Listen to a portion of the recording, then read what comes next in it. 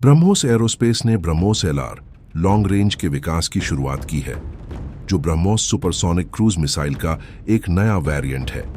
यह उन्नत वेरिएंट अपनी प्रभावशाली मैक 3 गति को बनाए रखते हुए 800 किलोमीटर की उल्लेखनीय रेंज का दावा करेगा। यह विकास सफल ब्रह्मोस ईआर विस्तारित रेंज संस्करण के बाद हुआ है, जिसने पहले ही मिसाइल टेक्नोलॉजी कंट्रोल रेजिम द्वारा लगाई गई पिछली सीमाओं को पार करते हुए 450 किलोमीटर की रेंज के साथ सीमाओं को आगे बढ़ाया है। ब्रह्मोस एलआर MTCR के प्रतिबंधों को दूर करने में एक महत्वपूर्ण कदम है। ब्रह्मोस के पहले के संस्करण, जैसे कि ब्लॉक 3, इन अंतर्राष्ट्रीय समझौतों के कारण 290 किलोमीटर की सीमा तक सीमित थे। हालांकि ब्रह्मोस एरोस्पेस ने सॉफ्टवेयर को संशोधित करके और आंतरिक ईंधन क्षमता का विस्तार करके इन सीमाओं को सरलता से पार कर लिया है, जिससे मिसाइल की परिचालन पहुंच में रिमार्केबल इंप्रूवमेंट हुई है। 800 किलोमीटर की विस्तारित सीमा मिसाइल की लंबाई बढ़ाकर उसके रैमजेट इंजन के लिए एक बड़े ईंधन टैंक को समायोजित करके प्राप्त की जाती है, जिससे ब्रह्मोस एलआर अधिक दूरी तक अपनी सुपरसोनिक गति बनाए रख सकता है। मिसाइल प्रौद्योगिकी में यह उन्नति भारतीय सेना को एक बेजोड़ लंबी दूरी की सटीक स्ट्राइक क्षमता प्रदान करती है, जो क्षेत्रीय सुरक्षा परिदृश्य को महत्वपूर्ण रूप से बदल देती है। इसके अलावा ब्रह्मोस एरोस्पेस बैकवर्ड कंपैटिबिलिटी को प्राथमिकता दे रहा है।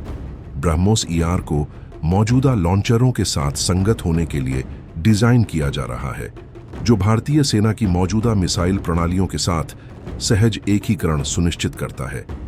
यह रणनीतिक दृष्टिकोण न केवल लागत को कम करता है, बल्कि तेजी से तैनाती की सुविधा भी देता है।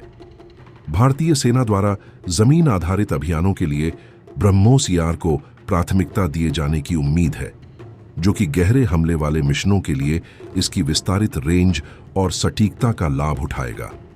इसी तरह भारतीय वायुसेना द्वारा रणनीतिक अभियानों के लिए ब्रह्मोस ईआर के हवाई लॉन्च किए गए वेरिएंट को अपनाने की संभावना है।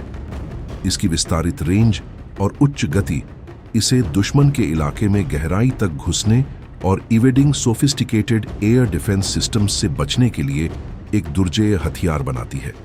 भारत ने कोलकाता विशाखापत्तनम श्रेणी के निर्देशित विध्वंसक पोत से विस्तारित दूरी ER BrahMos PJ-10 supersonic cruise missile का एक और परीक्षण किया है।